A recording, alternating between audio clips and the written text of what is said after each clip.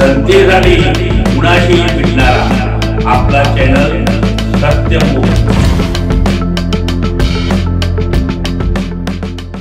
वरदविनायक बोट क्लबच्या खेळाडूंची उल्लेखनीय कामगिरी केल्याबद्दल शिवाजी विद्यापीठच्या माध्यमातून पंजाब येथे झालेल्या स्पर्धेमध्ये वरदविनायक बोट क्लबच्या खेळाडूंनी उल्लेखनीय कामगिरी केल्याबद्दल पैलवान अमृत मामा भोसले यांच्या हस्ते त्यांचा सत्कार करण्यात आला।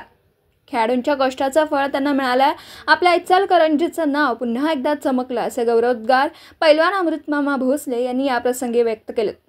यावेळी श्री बरगाले सर, डॉक्टर विजय माळी, सचिन बेडक्याळे, जगदीश मंदनावर, जगू लेंगरे, खेळाडू व पालक उपस्थित होते।